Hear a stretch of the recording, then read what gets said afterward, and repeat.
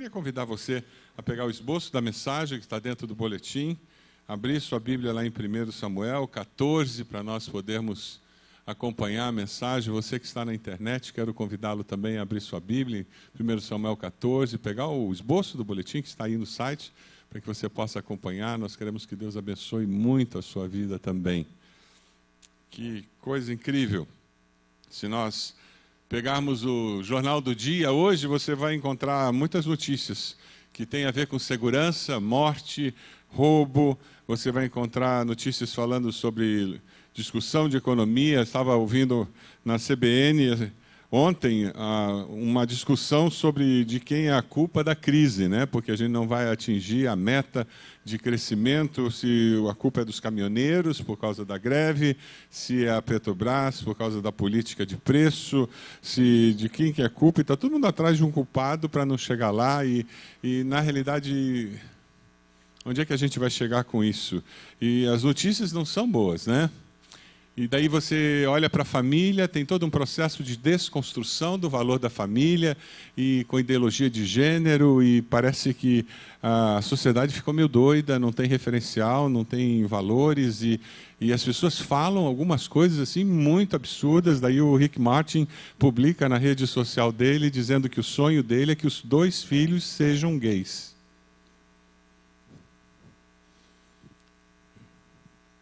Quer dizer, ele está criando 2 filhos e o sonho dele é que eles sejam gays. Esse é o mundo que a gente está vivendo, o sentimento de uma sociedade em caos. Desesperança se instala e é muito fácil você ver esse ambiente de nuvem escura, né? As pessoas conversam e parece que a conversa é sempre para baixo, a conversa é sempre para lá, né? A Datafolha publicou uma pesquisa dizendo que 62% dos jovens brasileiros gostariam de deixar o Brasil. É muita gente, 62%. Se tivesse oportunidade, deixariam o país.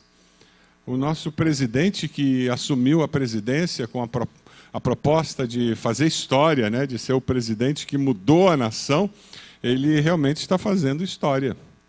Ele vai conseguir sair da presidência fazendo história, sendo o presidente que atingiu o índice mais baixo de aprovação na história, 4%. Gente, um presidente conseguir ter 4% de aprovação, o cara é bom. Não é qualquer um que consegue isso, não. O cara é muito bom. Líderes não confiáveis. Líderes que não sabem o que fazem. O sentimento é esse, é uma nau sem direção. A sensação de insegurança é absurda. Para onde nós vamos? O que vai acontecer com a nação? E vem eleições em outubro. Legal. Vai mudar o quê pelo quê? Para onde? E o sentimento é mais ou menos esse. Ontem eu vi um comentário na Globo News, o comentarista dizendo porque o fundo de campanha vai para os grandes partidos e porque tem pouco tempo para a eleição, provavelmente a renovação vai ser muito pequena nas câmaras.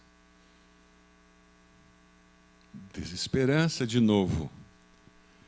O texto que nós vamos ler mostra Israel vivendo um momento muito parecido com o nosso. Então a gente consegue se identificar bem com Israel. Eles tinham um rei que não sabia reinar. Saul era um líder horroroso, temperamental, ele não conseguia liderar o povo para uma solução, o povo controlado, dominado pelos filisteus, daí ele resolveu o problema, ele declarou guerra. Bacana. Inteligente que só. Eles estavam controlados pelos filisteus, viviam oprimidos, humilhados, eles não tinham armamento nenhum, só tinha... Saul tinha uma arma, uma espada, Jonatas tinha uma espada, mas ninguém tinha, e ele declara guerra contra um povo que tinha exército armado. Bacana. É um rei inteligente, né? O texto lá em 1 Samuel 13, 19, diz: naquela época não havia nem mesmo um único ferreiro em toda a terra de Israel, pois os filisteus não queriam que os hebreus fizessem espadas e lanças. Por isso, no dia da batalha, nenhum soldado de Saul e Jonatas tinha espada ou lança nas mãos, exceto o próprio Saul e seu filho Jonatas. Era essa história, a situação. Eles estavam escondidos em cavernas, era assim que os israelitas viviam. porque os filisteus vinham e roubavam tudo. Aí eles plantavam alguma coisa, na esperança que iam ter comida. Na hora da colheita, adivinha quem aparecia? Os filisteus. E eles ainda esperavam os israelitas colher um pouquinho. Quando eles colhiam, daí eles vinham e roubavam a colheita. E eles fugiam para a caverna, porque se não fugisse para a caverna, eles seriam mortos. Mas é no meio desse caos que Deus chama líderes, Deus levanta líderes para libertar seu povo da opressão. Amém? Deus não está alheio à história humana, Deus intervém na história humana a favor do seu povo. E é nesse caos que Deus chama Jonatas. Já que Saul não ouvia, já que Saul não era atento à voz de Deus, Deus chama Jonatas para ser o líder do povo de Deus nesse momento. Deus chama o escudeiro de Jonatas para ser liderado por um líder que ia responder à visão dada por Deus. Eu queria que hoje nós estivéssemos aprendendo com esse relacionamento de líder e liderado. E que esses princípios que são universais, nós pudéssemos levar para casa hoje, pensando não apenas no nosso relacionamento aqui dentro da igreja, mas pensando no nosso relacionamento em casa, de líder e liderado, e pensando na nossa vida profissional, em que nós vivemos o tempo todo, situações de liderança, de ser líder, ser liderado, de liderar e ser liderado.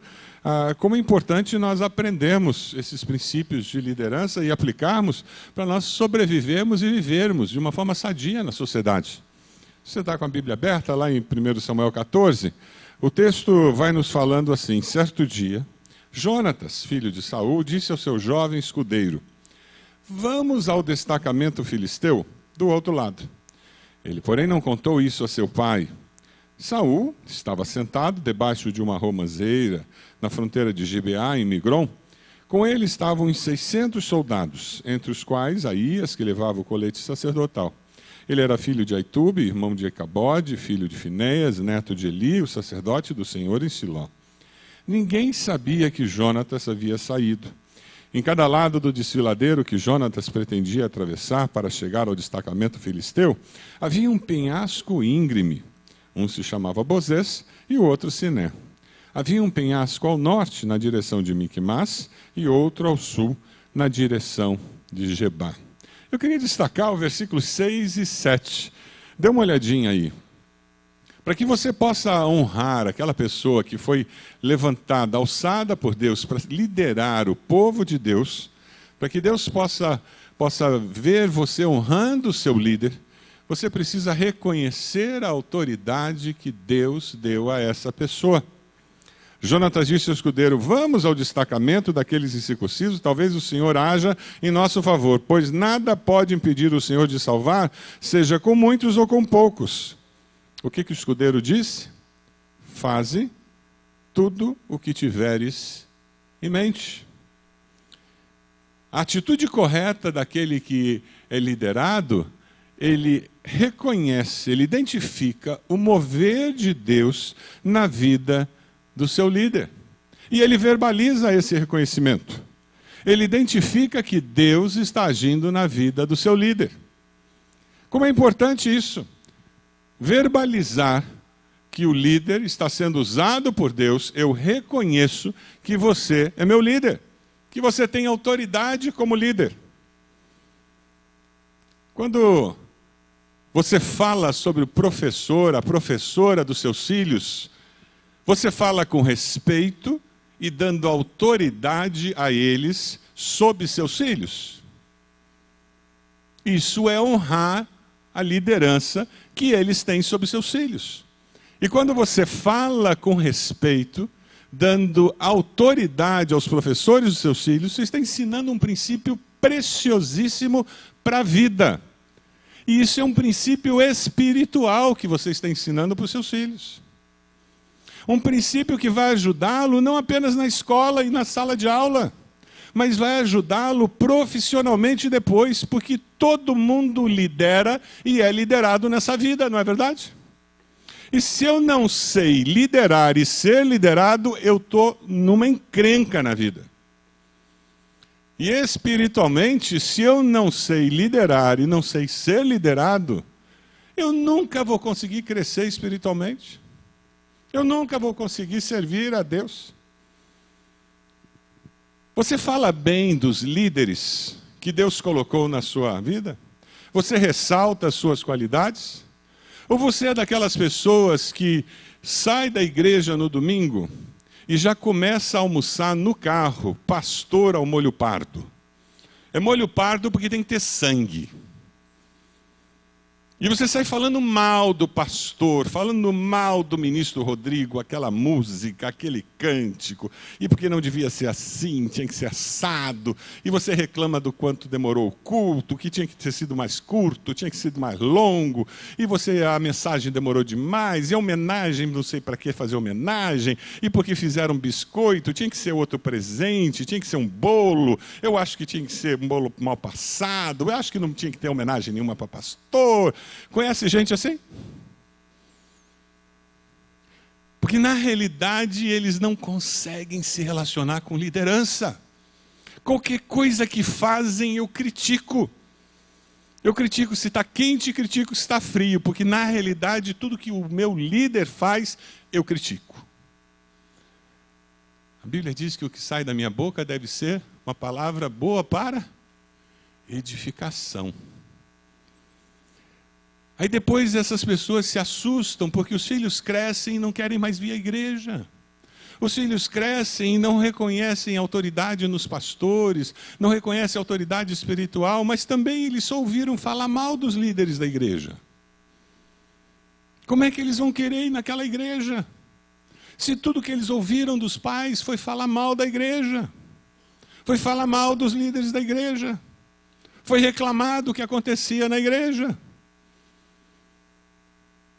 Se depois de tudo isso eles continuarem querendo vir à igreja, é porque eles são tão doentes quanto os pais.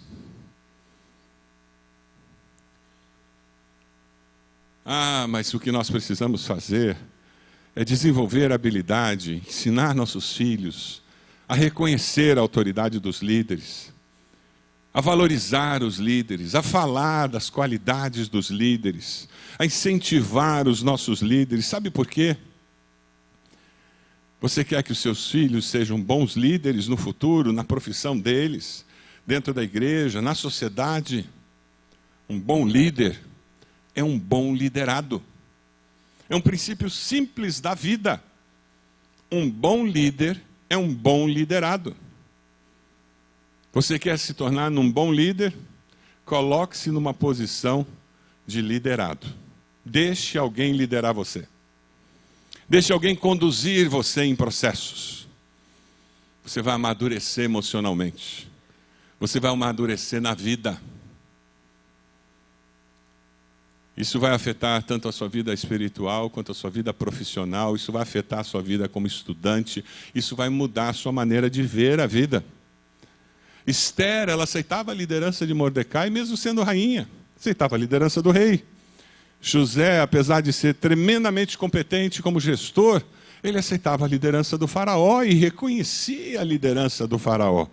Davi, com toda a liderança que ele tinha e toda a capacidade que ele tinha como comandante, ele aceitou a liderança do profeta quando ele veio denunciar o seu pecado e submeteu-se àquela liderança espiritual.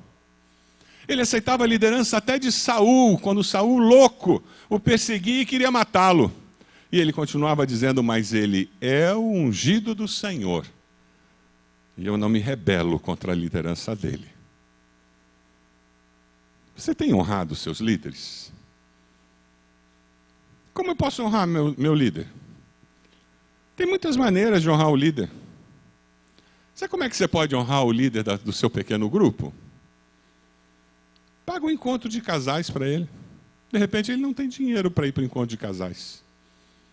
Junta o povo lá do pequeno grupo e paga o encontro de casais.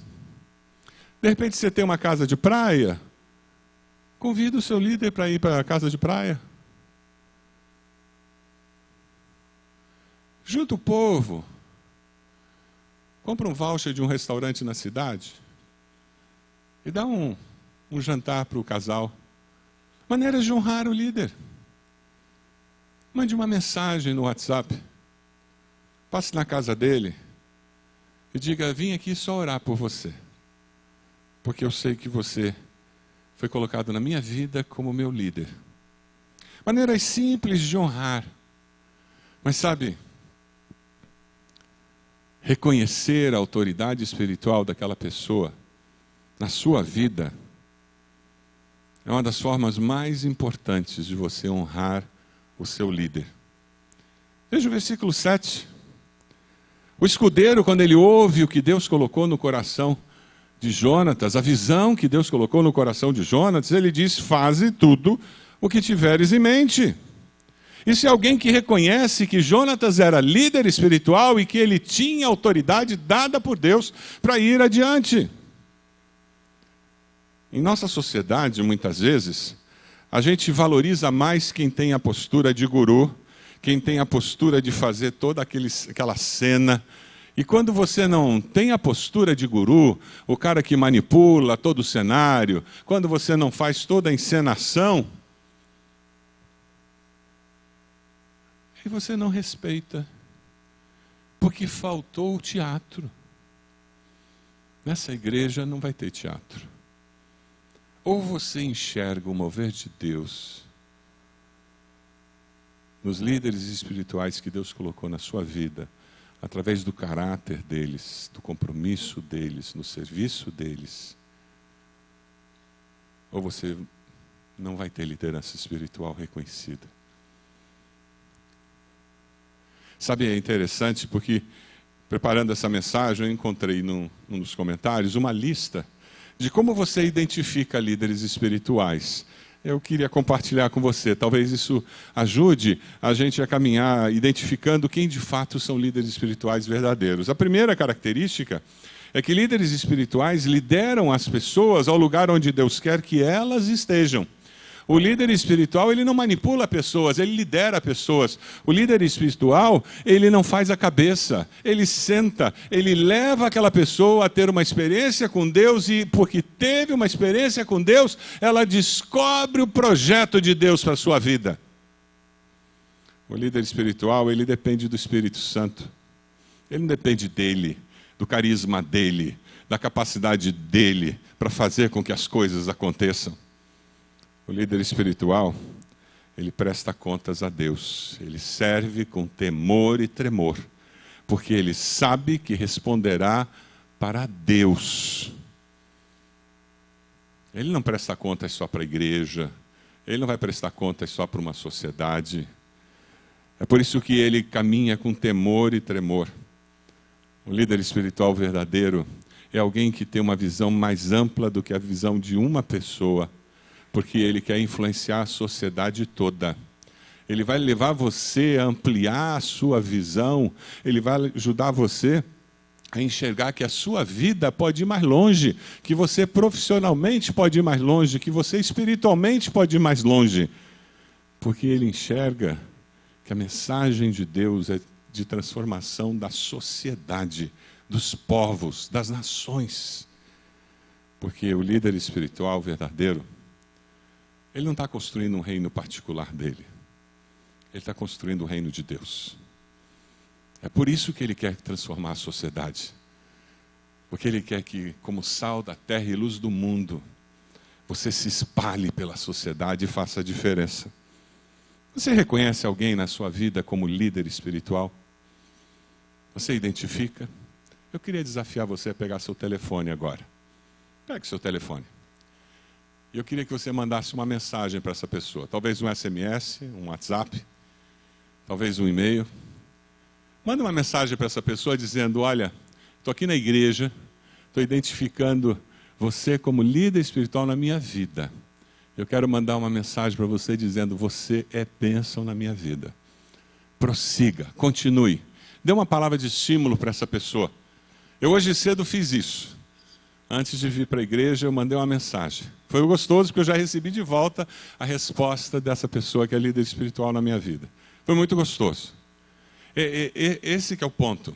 Palavra de vida, palavra de estímulo para essa pessoa que Deus levantou na sua vida.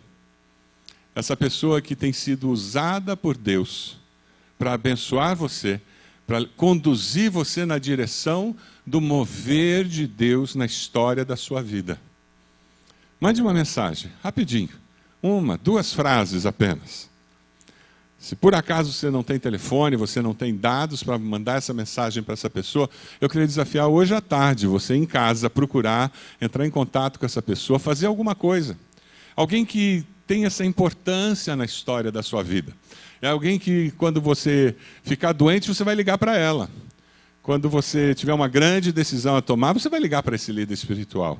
Quando você precisar de uma orientação, vai ser para essa pessoa que você vai tentar com ela que você vai tentar conversar. O líder espiritual é alguém que, quando você ouve, quando você conversa, ele aquece o teu coração, ele acrescenta na sua vida. Todos nós temos que reconhecer alguém, pelo menos uma pessoa em nossa vida, que é usada por Deus para aquecer o nosso coração. A importância de nós honrarmos nossos líderes é porque, quando nós honramos nossos líderes, nós vemos o mover de Deus na vida deles, a autoridade de Deus na vida deles, e nós somos desafiados a nos envolvermos com essa visão que Deus tem dado a eles. Dê uma olhadinha aí no versículo 7. Como é que ele termina o versículo 7? Disse o seu escudeiro: faze tudo o que tiveres em mente. O que diz mais? Eu irei contigo. Eu irei contigo. Ele não ficou sentado dizendo: pode ir, Jonatas, estou aqui esperando, hein? Me conta na volta. Infelizmente, na igreja, é isso que acontece muitas vezes. É assim que eu me sinto muitas vezes. Pastor, que ideia maravilhosa. O senhor é bênção. Olha, conta comigo, pastor. Estou aqui sentado, hein? Estou aqui pronto para ouvir o resultado. Conta a bênção depois. E tem uma porção de gente assim na igreja, sentado na cadeira. Não contribui com um centavo para que a visão aconteça. Não contribui com um centavo, não é dizimista, não. E nós temos uma porção de projetos aqui na igreja. Visão dada por Deus que não sai de cima da mesa. Sabe por quê? Porque você não é dizimista. Você não contribui. É isso mesmo. E você é o responsável por esses projetos não se concretizarem. Você fica segurando o dinheiro na mão, se achando o dono do dízimo. Porque você não dá oferta, é isso mesmo. Porque você não assume que você é parte desse projeto, você não é espectador desse projeto. Nesse texto nós encontramos um princípio de liderança maravilhoso, do líder e o liderado. O liderado percebe a visão e, quando ele reconhece liderança espiritual, ele diz: estou dentro, conta comigo. Eu vou investir, e não é só financeiramente, não. Eu estou dentro. O que eu posso fazer? Como é que eu posso me envolver? Como é que eu posso investir nisso? Eu não serei espectador do reino de Deus. Você é um espectador do reino de Deus? Você é alguém que tem só assistido o que acontece na igreja? Essa igreja é uma bênção. Nossa, eu fico cansado só de ouvir tudo o que acontece aqui.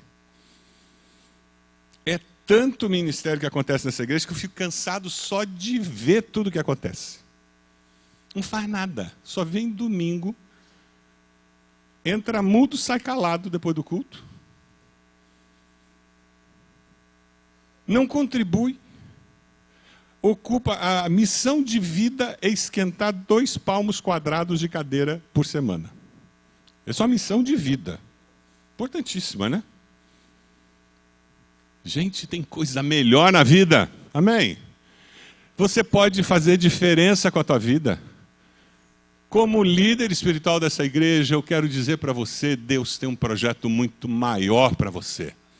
Deus te salvou, pagou um preço absurdo com seu filho para te dar vida e vida eterna. Mas essa vida começa aqui. Deus tem um projeto lindo nessa cidade, na região metropolitana, e você é resposta de Deus para que centenas de pessoas tenham a história da sua vida mudada. Você é resposta de Deus. Você é resposta de Deus para que vários ministérios da nossa igreja sejam erguidos. Você é resposta de Deus para que várias casas se abram com novos pequenos grupos, para que mais pessoas possam ouvir do Evangelho. Sabe, você reconhece liderança espiritual? E quando o seu pequeno grupo chega no momento de multiplicar, você não põe o pé no freio e puxa o freio de mão e fica enrolando e encrencando com o seu líder, que ele agora quer dividir vocês.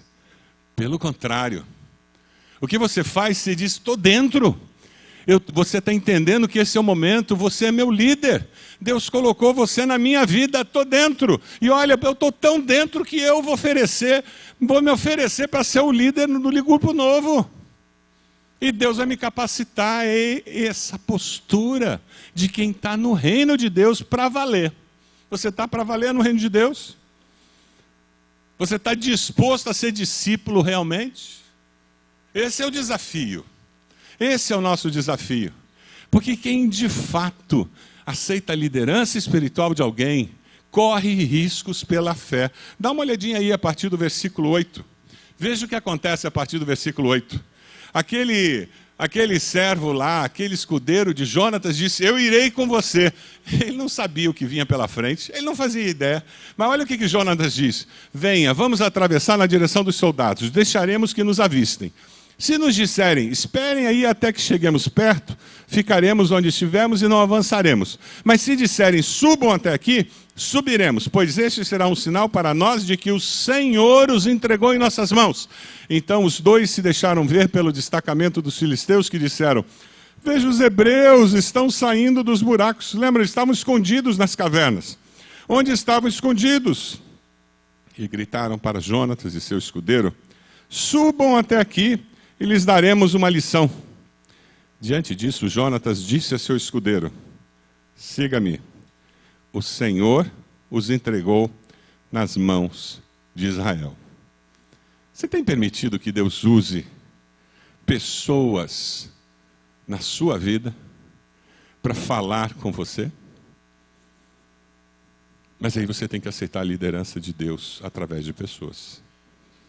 Você tem permitido que Deus use líderes espirituais na sua vida?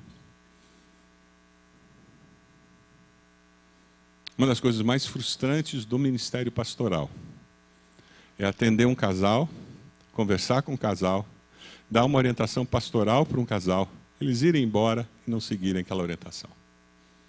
E você vê aquela família se desmanchando, porque eles não aceitam a liderança espiritual do pastor. Você vê aquela família plantando sementes de destruição na vida do filho, da filha. E você alerta, e você alerta, e você alerta. E eles continuam com modelos de criação dos filhos que são modelos de morte, que não são bíblicos. E eles não mudam, porque não aceitam a orientação espiritual, a liderança espiritual do seu pastor. Ah, mas como é gostoso ver pessoas que chegam e você aponta e diz, veja isso, precisa mudar. E elas dizem, como assim, pastor? Nunca ouvi. E você abre a palavra, e você mostra o princípio, e você começa a ver a vida brotar dentro de um lar, a vida brotar num relacionamento conjugal, porque é assim que o Evangelho faz. Quando um princípio bíblico começa a ser aplicado, aquilo gera vida. E aquele relacionamento conjugal começa a ser restaurado em várias áreas. A vida, o relacionamento pai e filha começa a ser restaurado e de repente eles descobrem coisas que eles não sabiam que podiam viver, porque eles aceitaram liderança espiritual, orientando. Isso acontece num relacionamento discipulador, discípulo-discipulador. Isso acontece num relacionamento de aconselhamento, no gabinete pastoral. Isso acontece num pequeno grupo entre um líder de célula e um membro da célula. Como é gostoso quando nós estamos dispostos a aceitar os líderes espirituais que Deus coloca na nossa vida. Mas sabe, Eu só vou experimentar essa transformação de Deus na minha vida quando eu estou disposto a pagar o preço para dar o passo de fé. Veja o versículo 4. Em cada lado do desfiladeiro que Jonatas pretendia atravessar para chegar ao destacamento filisteu, havia o quê? Um penhasco íngreme. Eram 600 metros de profundidade. Gente, isso é um negócio fundo. Eles, na realidade, fizeram rapel. Sem corda e sem gancho. Versículo 13 diz que Jonatas escalou o desfiladeiro usando as mãos e os pés, e o escudeiro foi logo atrás. Percebe o texto? E o escudeiro foi aonde? Logo atrás. Liderança. Ele aceitava a liderança de Jonatas. Jonatas os derrubava e o seu escudeiro logo atrás dele os matava. Naquele primeiro ataque, Jonatas e seu escudeiro mataram cerca de 20 homens numa pequena área de terra. A razão humana, muitas vezes, quando nós estamos seguindo a direção do que Deus quer fazer, a razão humana, ela fica prejudicada. Porque quando você dá passo de fé, você não tem todas as respostas. Já descobriu isso? Quantos já descobriram isso? Não tem como dar passo de fé tendo todas as respostas, porque senão não é passo de fé.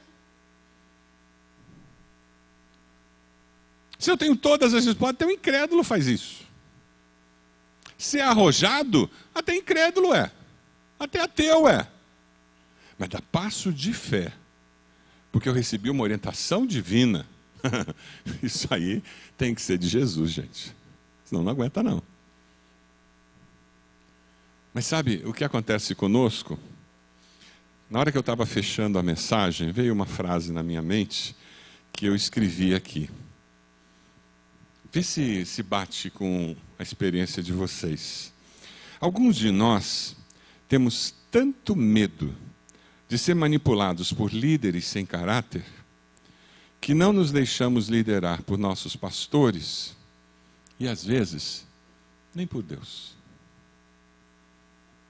Faz sentido isso? Você tem esse cuidado? Eu não quero ser liderado por um líder sem caráter. Uma pessoa cheia de carisma. Aí muitos de nós, a gente vive com o pé atrás. Vive com o pé atrás. A gente caminha pela vida com o freio de mão puxado. É por isso que eu preciso identificar líderes espirituais na minha vida, pessoas de caráter, pessoas confiáveis. E com essas pessoas eu posso soltar o freio de mão. Com essas pessoas eu posso dar passos de fé e enfrentar desfiladeiros. Aí eu vou enfrentar um precipício de 600 metros. Eu vou fazer rapel. Porque eu sei que nós estamos juntos numa jornada de fé. Nós vamos começar a celebrar os 60 anos da igreja em setembro. A liderança da sua igreja está preparando todo um projeto chamado IBB do Futuro. E nós vamos escalar uns desfiladeiros desses, gente. Tem umas coisas grandes aí que estão vindo. E daí? Não vai dar para ficar sentado na cadeira, esquentando 2 palmos quadrados de cadeira. Ou a gente vai junto, ou os filisteus vão ganhar a guerra. Mas se nós formos juntos, vai faltar filisteu na terra, amém? Nós vamos ter vitória. E foi o que aconteceu com eles. A hora que eles viram os dois ali, Deus foi tão incrível que eles começaram a ter pânico, eles começaram a achar que tinha uma multidão. Eles conseguiam imaginar que só 2 chegariam lá. Tinha que ser muito doido, né? Mas crente é meio doido mesmo. Eles disseram, o exército está vindo. E para completar, Deus faz com que haja um terremoto. O chão treme. Versículo 15. Na cabeça, na cultura deles, sabe o que significava tremor de terra? Os deuses enviaram um sinal que eles estão protegendo. Jonatas. Você percebe Deus agindo? Ele não age na nossa caixinha. A gente já ia preferir um raio do céu, né? Em cima deles. Não. Deus usa a cultura deles, dá uma sacudidinha na terra, e eles dizem, os deuses estão a favor de Jonas. Agora estão perdidos. O versículo 23 é um registro de vitória lindo. Vamos ler juntos? Assim o Senhor concedeu vitória a Israel naquele dia. Aleluia! É desse jeito. Mas aquela vitória aconteceu por quê? Porque Jonatas ouviu o chamado de Deus e disse, eis-me aqui, Senhor, eu estou disponível. Quem sabe Deus está chamando você para ser líder espiritual, ser um pastor, ser um missionário, para assumir uma posição diferente no reino de Deus, na igreja de Deus, e você precisa responder dizendo, eu estou disponível. A vitória aconteceu, e não foi só porque alguém respondeu o chamado de Deus, mas a vitória aconteceu porque alguém disse, eu reconheço a autoridade espiritual nesse líder, eu reconheço a autoridade, o mover de Deus, e eu estou junto. Eu quero ser parte do agir de Deus. Eu não vou ficar na margem do agir de Deus. Eu quero ser resposta de Deus. Ah, como nós precisamos que isso aconteça no nosso meio. Como nós precisamos honrar os líderes. Sabe quando você vai buscar seu filho no ministério infantil?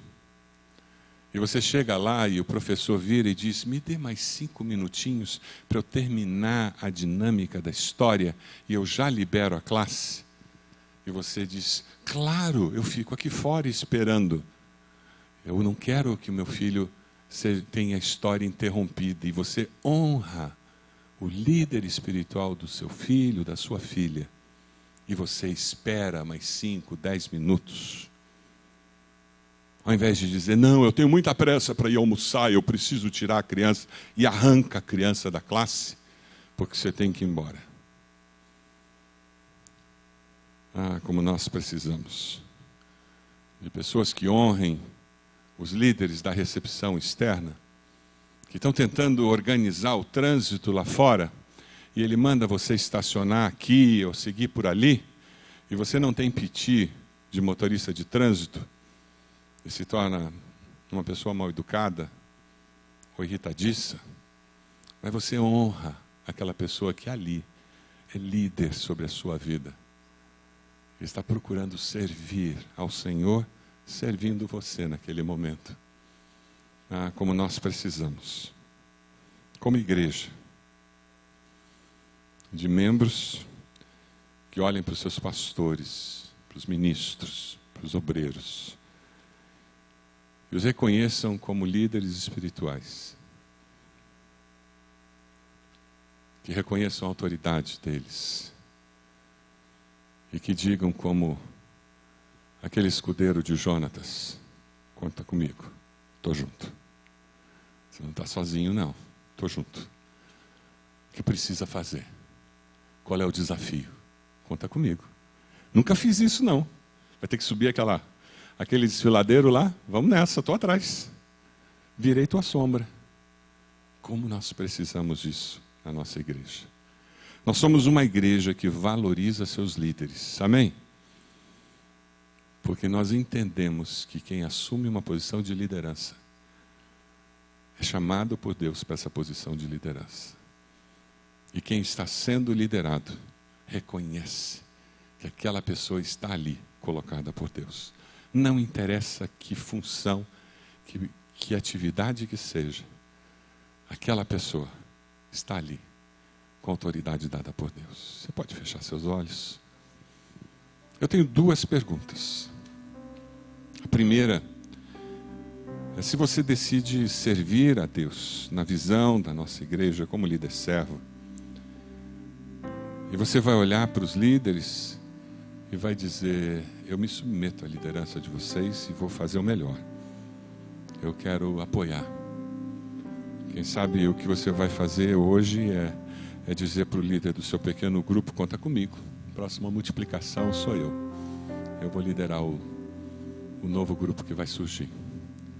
Quem sabe você vai chegar no ministério que você está envolvido, na área que você está envolvido, você vai dizer: conta comigo, eu quero estar mais envolvido. Sabe, essa questão de prioridade, não ter tempo, eu vou fazer tempo. E Deus vai me ajudar a fazer tempo. Deus vai me ajudar a fazer tempo. E eu vou encontrar um jeito. Porque eu quero ser resposta de Deus na vida dos meus líderes.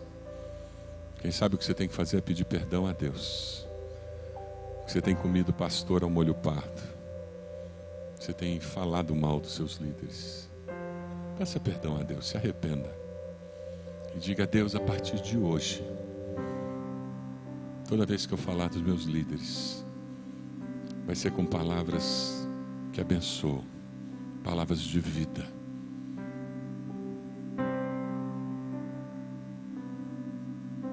Tempo de consagração. Quem sabe você está aqui e Deus está chamando você para você liderar o seu povo. Você vai fazer o CFI e depois ir para a faculdade teológica. Você vai começar a assumir posições de liderança espiritual do povo de Deus. Porque Deus tem grandes desafios para você como líder.